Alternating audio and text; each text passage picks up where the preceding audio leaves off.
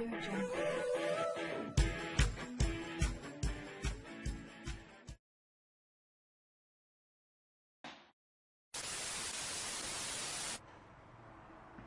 Olá, muito boa noite.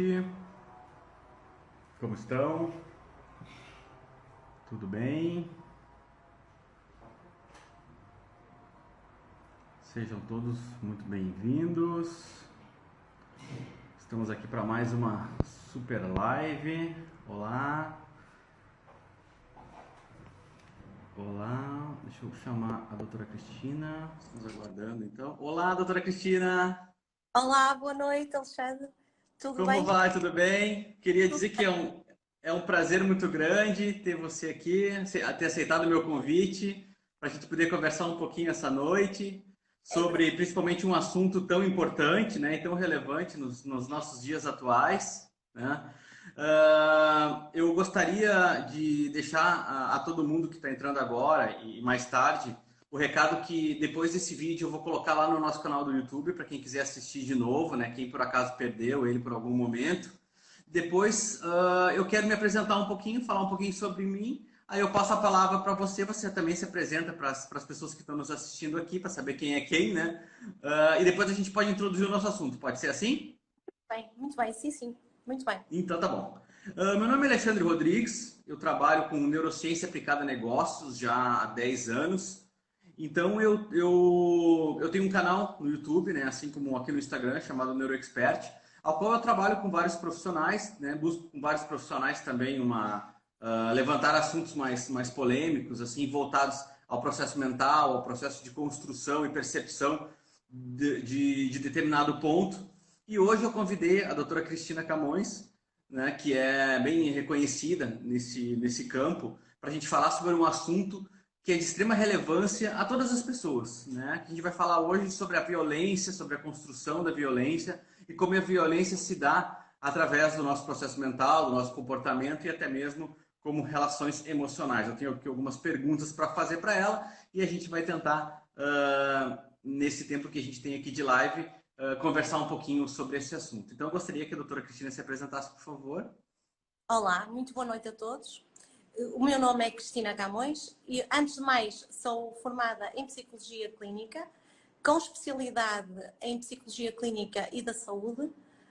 Portanto, eu tenho várias especialidades, vai ser um bocado complexo estar a dizer tudo em pormenor, mas de qualquer forma vamos tentar. Especialista geral, portanto, em Psicologia Clínica e da Saúde, especialista avançada em Psicoterapia, que é essencialmente a área a que eu mais me dedico diariamente no meu trabalho, especialista avançada em Neuropsicologia, fiz a minha especialização na Universidade de Barcelona, fiz nomeadamente uma investigação na área da reabilitação na doença de Alzheimer. Tenho também a especialidade em Psicologia da Justiça. Tirei a especialização aqui no ICBAS, no Instituto de Ciências Biomédicas Abel Salazar, da Universidade do Porto, portanto, em Medicina Legal e Ciências Forenses, que me deu a atribuição do título de especialista avançada em Psicologia da Justiça. E é mais ou menos nesse âmbito que aceitei falar sobre este tema, dado que a violência é um tema extremamente importante nos nossos dias. Claro que o tema que me foi proposto foi a violência só. Poderíamos, eventualmente, durante o nosso direto, falar da violência em várias frentes, por exemplo, violência sexual em menores, por exemplo, violência doméstica, violência nos jovens, nos casais de namorados, no trabalho, nas organizações, também existe muita violência, principalmente agressão ou tentativas de agressão moral, assédio moral. Portanto, poderemos também falar sobre isso. O tema é bastante aberto e depois podemos especificar em vários tipos de temáticas dentro da própria violência, tá bem? Crianças, mulheres, homens, profissionais, o que surgir. Está bem? Não canalizei muito para um tema específico dentro da violência, já que a violência é transversal à sociedade e acontece em vários contextos socioculturais, em vários contextos organizacionais, na família, principalmente, nas famílias. Portanto, e depois iremos adaptar, então, as questões a várias temáticas e poderei esclarecer o melhor possível dentro desta área. Está bem? Tá certo. Alexandre, se quiseres, poderemos começar então por alguma questão que queiras colocar. Vamos. Então, o que que eu me questiono, né? Eu me questiono no sentido de que a violência, ela faz parte de todo o organismo vivo. Se a gente for ver na natureza, todo animal, a única maneira de se proteger é através da violência. Então, quer dizer, ele tem que se impor em relação ao outro animal para ele perpetuar a sua espécie. Então, o que se percebe é que, a partir da violência, um organismo vivo perpetua a sua espécie, além de, obviamente, outros tipos de relações emocionais, né? Então, como evitar algo que faz parte da nossa natureza? Essa seria a primeira pergunta. O ser humano distingue-se dos animais exatamente pela capacidade de ter racionalidade, não é? E aqui, já para a vertente família, educacional. A criança nasce com o cérebro praticamente a nível neurobiológico e bioquímico e bioquimicamente falando, a nível de estimulação quase intacto. Tudo o que vai surgir dali deriva da estimulação que essa criança vai ter dos cuidadores. Na área científica, em psicologia, falamos em cuidadores. Porquê? Porque às vezes poderão não ser os pais, mas em geral serão os pais. Em exceções poderão ser outros elementos da família, poderá ser uma instituição, dependendo do contexto daquela criança. De qualquer forma, vamos assumir que será a família, uma família minimamente equilibrada, em que os pais irão desempenhar um papel muito importante neste processo, que vai fazer a criança também entrar na socialização, depois, não só na pré-escola, mas na escola primária.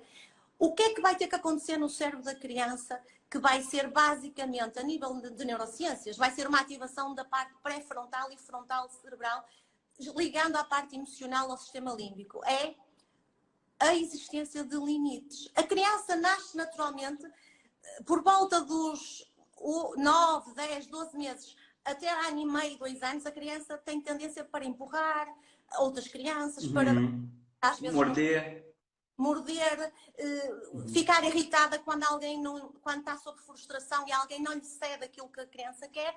Qual é o papel, então? O que é que nos vai fazer distinguir dos animais? É exatamente a parte educacional. Os pais, quando começam a colocar limites a essa criança, começam a fazer ativar áreas importantíssimas cerebrais que vão colocar aquela criança a começar a estabelecer e a ter dentro de si próprio um limite comportamental. Eu não posso fazer isto porque senão o meu pai está a dizer que não é possível fazer, que não pode ser, certo? Então é a partir daí que nós começamos a estruturar a nossa personalidade de forma a estar inseridos numa sociedade, ainda que a violência seja uma forma de sobrevivência também, às vezes, não é? De qualquer modo, em situações minimamente equilibradas, é suposto que eu aprenda durante a infância a não canalizar essa violência sempre que eu quero, mas sim só em situações limites de insegurança, de uma agressão e vou-me defender de um colega, por exemplo. Aí nessas situações nós entendemos. Agora, quando a criança começa a desenvolver atos extremamente agressivos, sem limites, para toda a gente, para os pais, para os professores, isso significa que essa criança não está a ter uma educação minimamente equilibrada com o estabelecimento desses limites. E isto é o que nos vai fazer distinguir dos restantes seres vivos e dos restantes animais, não é? Portanto, os humanos distinguem-se dos animais exatamente por saber usar a racionalidade e saber limitar o seu comportamento, porque nós temos que ser educados que não podemos fazer tudo o que queremos. Não, a criança não lhes pode ser cedida todas as necessidades que ela quer. Caso contrário, o que é que vai levar? Vai levar ao surgimento e ao desenvolvimento, por exemplo, de uma personalidade psicopática que mais tarde vai entrar na adolescência e pós-adolescência, delinquência, comportamentos desviantes, violação, violência, roubo e por aí fora. Um sem número de comportamentos que derivam exatamente, que se manifestam em atos de agressividade, mas que derivam exatamente da falta de limites e que muitas vezes vêm do berço.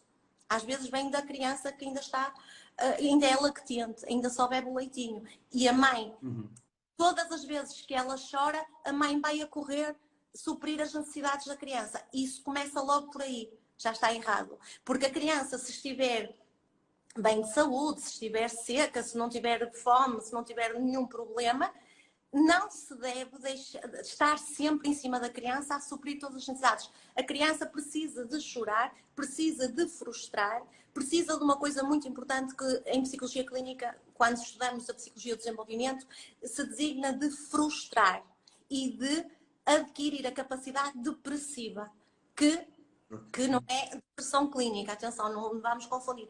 Faz parte do desenvolvimento da criança criar ou desenvolver no seu cérebro essa capacidade de frustração, de conseguir lidar com essa frustração. E a criança vai lidar com a frustração a chorar, obviamente, nos primeiros anos, pelo menos, e depois durante a vida também. Nós, quando estamos frustrados com uma situação, ou uma situação traumática, ou uma situação que não conseguimos atingir, ou que não conseguimos realizar, poderemos chorar. E essa é uma característica extremamente importante do ser humano. Eu espero ter respondido, se calhar foi um bocadinho buscar outros temas, mas que considero extremamente importantes para entendermos a violência que está por trás.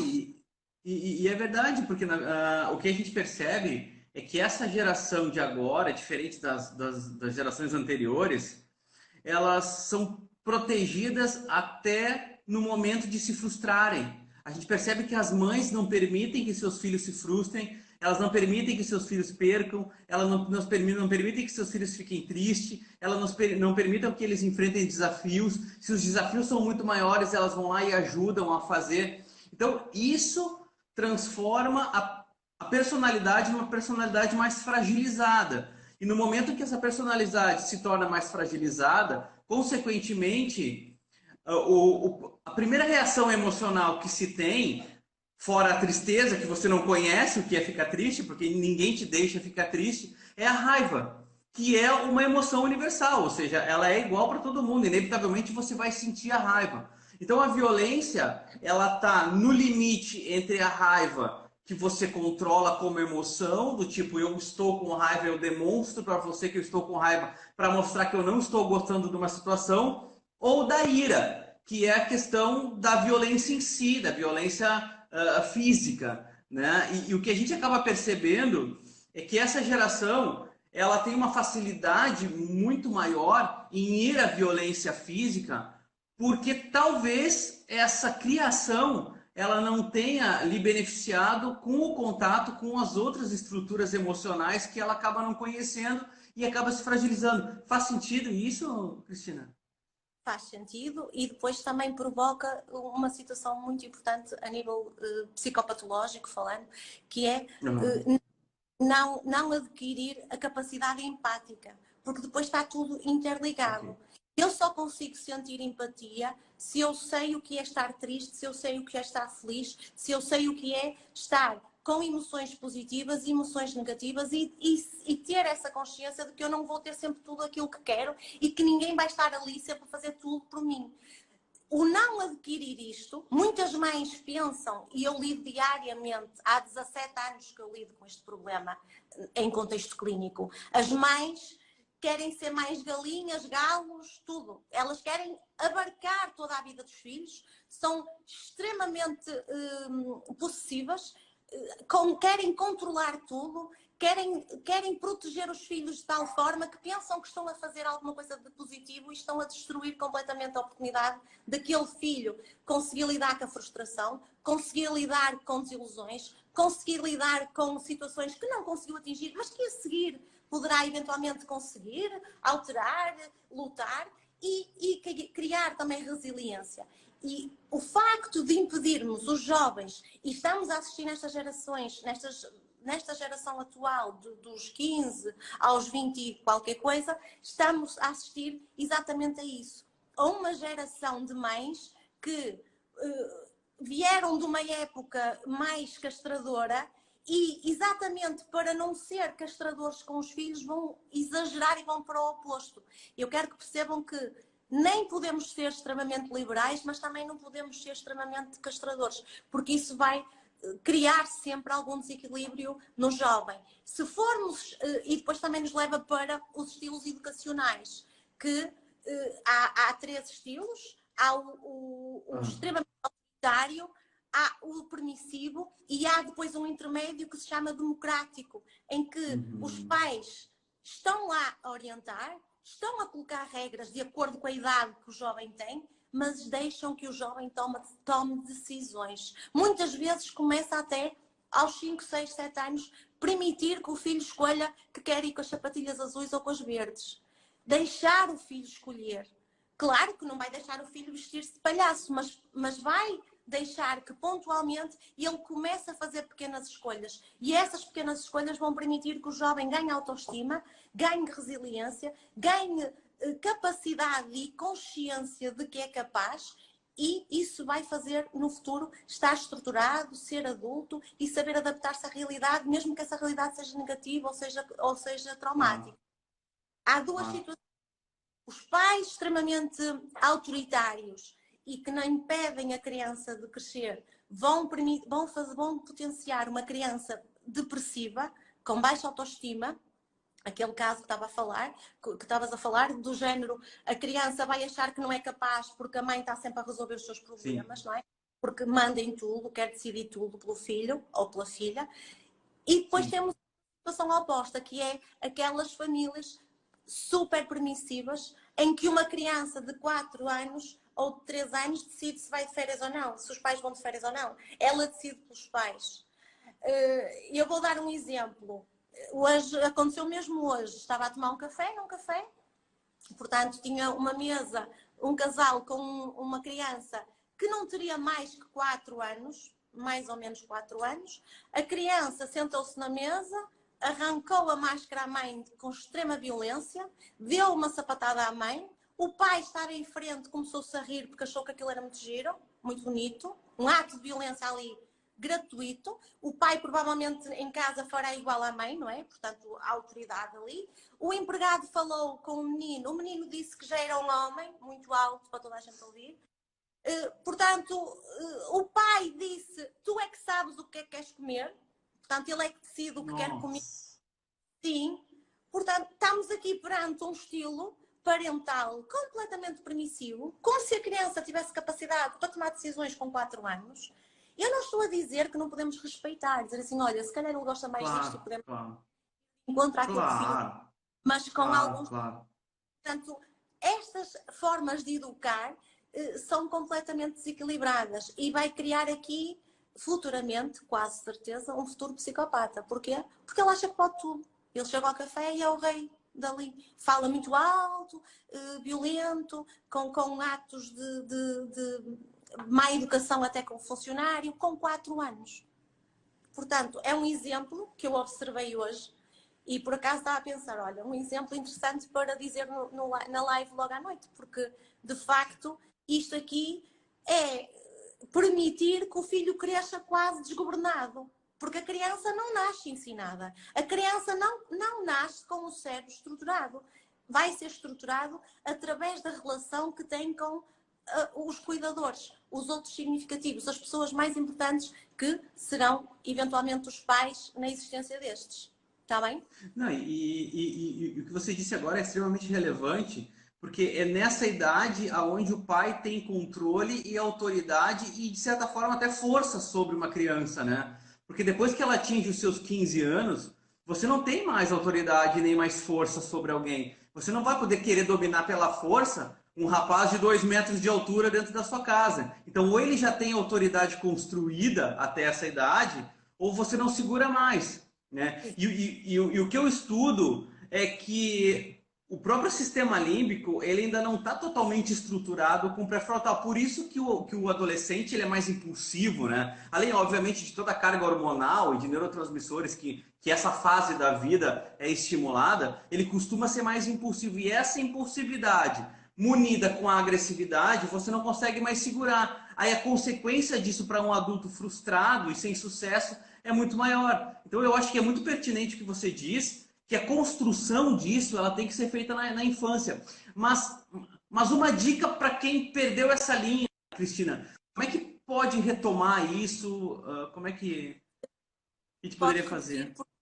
Tem uma interferência na linha e eu não ouvi bem a questão. A última frase. Não, Eu digo uma dica para quem perdeu essa linha, para quem já tem, por exemplo, um filho adolescente agora e está enfrentando esse tipo de problema, como é que pode tentar trabalhar isso para tentar reverter esse quadro de alguma forma? Eu vou ser um bocadinho. Vou dizer aquilo que as pessoas não querem ouvir. Não há forma de reverter. Não, mas isso é Não há. maravilhoso. Eu adoro quando isso acontece. As pessoas saem da live porque ouvem verdades, mas eu digo, é isso. Tá aqui é para ouvir verdades. Aspecto positivo. Há salvação. Porque Claro, temos aqui claro. todos e às vezes até já com 18 anos, já após a adolescência, e às vezes com comportamentos delinquentes mesmo muito graves e trata o problema. Quando isto acontece, urgentemente procurar um psicólogo clínico, especialista em psicoterapia, porque nessa idade já não é possível os pais irem atrás e fazer o que não fizeram antes. O filho já não respeita os pais. O respeito não se impõe. E a partir do momento em que o jovem está com as hormonas todas ao rubro devido à adolescência, à parte hormonal, e não existe previamente o respeito, esqueçam, não vão fazer nada ali. Tinham que ter feito logo, imediatamente, quando a criança nasceu e após o seu nascimento, que demora anos, por isso é que é tão difícil ser pais. É o papel mais difícil que nós temos na vida, é ser pais. Porquê? Porque não vem com livro de instruções e porque, de facto, é muito complexo e a criança não vem ensinada. Tudo o que vamos escrever ali naquele psiquismo é escrito por nós. Claro que há outros fatores, o local onde se Sim, vive, as escolas. genéticos, claro. Ok, mas vamos nos focar nisto, porque a violência na adolescência ou na fase adulta, ou então a violência sexual, ou outra coisa qualquer, ou a delinquência, deriva exatamente de nós não aprendermos, do ser humano não aprender a respeitar as pessoas principais da sua vida, que são os seus pais. E quando os pais não são respeitados, nós não vamos respeitar mais ninguém na vida. Acabou a partir dali. Nunca mais vamos respeitar outro ser humano se não respeitarmos os pais. O que é que acontece na adolescência? Na adolescência é uma exceção que eu costumo orientar os pais, obviamente, na presença do jovem, porque eu nunca posso falar com os pais sem o jovem estar presente, senão depois o jovem já não confia. É importante perceberem isto, não? Se quem me ouvir dizer que os pais, não. Eu falo com os pais apenas na presença do jovem, numa consulta esporádica, só para dar uma orientação no caso disto acontecer. Na adolescência, as regras têm que aumentar 300%. Porquê? Porque o jovem vai tentar quebrar as regras 1000%. E se eu continuo a colocar regras ao jovem como tinha aos 10 anos, ou aos 9, ou aos 11, antes de entrar na adolescência, ele vai dar problemas muito graves. Porquê? Porque ele vai tentar quebrar muitas vezes as regras e vai fazer ali uma luta de força com os pais. Mas essa fase é essencial para a construção da própria identidade do jovem. Agora, se previamente, até aos 11, 12 anos, os 11, 12 já é pré-adolescência, se até essa fase a criança tiver estruturado dentro de si a capacidade de respeitar os pais, a partir daí não vai deixar de respeitar. Não é porque está na adolescência que vai deixar de respeitar os pais. Agora, se respeitam até aí e na adolescência também não respeita, obviamente, não é? Porque é uma sequência, não se pode dar uma coisa aos 15 anos que nunca aprendemos antes. Isso é impossível. Claro, e não é que claro. são os pais que vão educar, são os pais que vão estudar todos os dias, diariamente, o jovem. Então, se alguém se deparar com um filho adolescente, agressivo, com delinquência, com problemas na escola, com faltas às aulas e não sei o quê, por favor, não há mais nada que vocês possam fazer naquele momento a não ser procurar ajuda de um especialista. Atenção, atenção, pais. Um especialista não é um psicólogo licenciado em psicologia. É um psicólogo licenciado em psicologia. Eu peço desculpa que está a passar uma ambulância aqui, porque eu estou mesmo no centro do Porto, depois ainda estou na clínica. É um psicólogo licenciado em psicologia clínica, especialista geral em psicologia clínica, porque é uma área clínica mental, tem que ser especialista nessa área, e especialista avançado em psicoterapia. Se não for, não vai saber tratar. Vai ser uma conversa, não vai ser psicoterapêutica, vai ser uma conversa dentro da área clínica. Eu não queria ser tão mazinha, mas é um bocadinho por aí, não é? Às vezes há pacientes que me chegam e já foram a 3 psicólogos e dizem que são conversas da treta, não é? Ok, que sejam. Tem que ser um especialista. É só um à parte para os pais. Devem ir à ordem dos psicólogos, ao site da ordem dos psicólogos, ao diretório, colocar lá o nome. Primeiro pesquisam na internet e veem se existe algum psicólogo que vá de encontro àquilo que eles querem. E depois vão verificar, ou se alguém lhes deu um nome previamente, vão verificar ao diretório o número da ordem, o número da cédula profissional ou o nome profissional do psicólogo e verificar se tem as especialidades adequadas para, de facto, tratar o caso clínico. E trata-se em contexto psicoterapêutico. Claro que o psicólogo vai ter um trabalho árduo. Nestes casos, o que é que nós temos que fazer? Temos que colocar, sem colocar, parece que não estamos a fazê-lo, mas estamos, colocar o jovem em frustração muito, milhares de vezes durante o processo. Entendi. E isso fazer a tal ativação cerebral necessária. Da reflexão. Sim, que não foi feita lá atrás, não é? Pronto, é isso. Nossa. Mas é bastante complexo. Mas então, mas é um campo maravilhoso, porque a gente acaba percebendo que tudo é consequência de atos, né? Nós somos a consequência do que a gente percebe durante a nossa construção, durante a nossa vida. Obviamente que a gente pode mudar, mas eu nunca digo que as pessoas vão mudar o seu comportamento, elas reagem ao ambiente. Então o ambiente também tem que mudar. Não adianta eu levar ele na psicoterapia e chegar em casa o ambiente está o mesmo. Então eu acho que ele é um trabalho feito com os pais, de educação do pai e também educação do filho, né? Porque ele se sente livre quando ele sai do consultório para ser quem ele realmente sempre foi. Então, quer dizer, o trabalho tem que ser feito em conjunto, né? Eu vou ter que discordar. Eu vou ter que discordar, Alexandre. E vou-te explicar porquê. Não? Fale. É preciso educar. Mais uma vez estão a passar ambulâncias. Eu peço desculpa, vai ficar mal, mas... Vou ter que discordar porquê. Eu tive um professor na especialização que dizia assim, exatamente esta questão, eu peço desculpa, mas... Sem problema. É Porto, mesmo centro, então é terrível. Eu tive um professor que na especialização que de facto nós chegamos a colocar esse tipo de questões. Professor, então para que é que nós vamos estar a tratar o filho se os pais são delinquentes, ou se o pai é agressor, ou se o pai não sei o quê? E ele respondeu assim, se nós não tratarmos o filho, vamos ter 2 delinquentes depois, vamos ter 2 agressores depois. Se não podemos tratar os pais, pelo menos tratamos o filho. E o filho vai ser de facto diferente. E não é aquilo que disseste, que o jovem depois vai lá para fora e vai ter a liberdade. Vai, mas vai saber geri-la.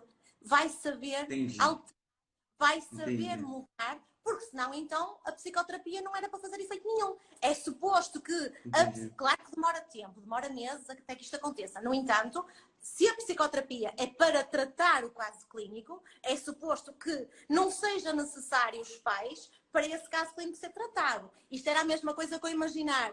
Precisava de uma cirurgia, para a sala de operações, e os meus pais é que iam definir o sucesso da cirurgia. Não, é o cirurgião que vai fazer a cirurgia. Mas esta questão, toda a gente tem esta dúvida. Não é, é muito pertinente a tua questão. Quase toda a gente acha que se não mudar os pais, os filhos não vão mudar. Vão mudar. Claro que é mais complicado. Claro que vai ser mais difícil para o filho chegar a casa e deparar-se novamente com aquela situação. No entanto, muitas vezes o que acontece durante o processo de psicoterapia é que ele próprio começa a ser crítico dos pais e a dizer, mas o meu pai faz isto, mas isto, se um dia tiver um filho, não quero fazer isto. Ajude-me, por favor, que eu não... Começa a tomar consciência, porque a psicoterapia acaba por uma sucessiva tomada de consciência, milhares e milhares e milhares de consciências ao longo do processo. Está bem? Outra ideia que nos separa muito da psiquiatria, que eu gostaria de partilhar, já que colocaste essa questão de não tratar os pais e isso, é que a psicoterapia, sendo feita mesmo por um psicólogo especialista em psicoterapia, vai mesmo mudar a estrutura cerebral daquele cérebro. Vai mesmo mudar aquela pessoa. Vai mesmo tratar. Se for uma patologia do foro psicológico, nos quais se inserem, por exemplo, perturbação da ansiedade muito grave, sempre que há um quadro de agressividade, sempre que há agressão, há sempre por trás uma perturbação da ansiedade grave. Então, nós tratando a perturbação da ansiedade grave, o jovem vai começando a diminuir cada vez mais a agressividade e a agressividade vai saindo naturalmente. Ele deixa de não precisar de ser agressivo porque já consegue controlar a parte emocional, porque já não tem índices muito elevados de ansiedade. Então, sendo um quadro da área de saúde psicológica, sendo uma perturbação da ansiedade, uma depressão clínica, ataques de pânico, por aí fora, é tratado com psicoterapia. Se for um quadro de doença do foro mental, por exemplo, uma esquizofrenia, uma doença bipolar, aí são doenças que não têm cura. O psicólogo clínico especialista pode seguir essa pessoa para diminuir os sintomas e para dar uma melhor qualidade de vida, mas não vai tratar. E a psiquiatria vai acompanhar, são quadros para a área do psiquiatra, e que vai não tratar, mas acompanhar a nível medicamentoso, mas não vai tratar de uma doença sem cura. Faz sentido? Portanto, é importante perceber que, de facto, a psicoterapia não é apenas uma conversa, é uma conversa que vai mexer em áreas cerebrais, ok? E, por exemplo, no meu caso, eu não aceito seguir em psicoterapia nenhum paciente que não seja avaliado. Faço um exame psicológico ou neuropsicológico, dependendo do quadro clínico e dependendo daquilo que eu achar na primeira consulta necessário. Vou fazer uma avaliação com testes psicológicos, científicos, no fundo, testes estatísticos, matemáticos, que depois vão dar origem a um relatório e que vão apresentar o quadro clínico e eu aí já sei mais ou menos quais são as áreas que eu tenho que ativar, que técnicas é que eu tenho que utilizar no processo de psicoterapia para tratar aquele quadro clínico que foi previamente diagnosticado. Tal como, por exemplo, um médico cirurgião não vai fazer uma cirurgia sem fazer um TAC, uma ressonância ou um exame conclusivo para saber portanto, que tratamento é que vai fazer durante a cirurgia. Na psicologia clínica, sendo um psicólogo especialista em psicoterapia, vai fazer também isso, faz um exame psicológico e só depois é que começa o processo de acordo e esse processo vai ser adaptado àquele caso clínico, está bem? É importante esclarecer estas coisas. Estamos aqui e acabamos por ajudar a esclarecer a saúde mental. Tenho pena que tenhamos pouco tempo para o direto. É verdade. Tens mais alguma questão? Se calhar finalizávamos com mais uma questão.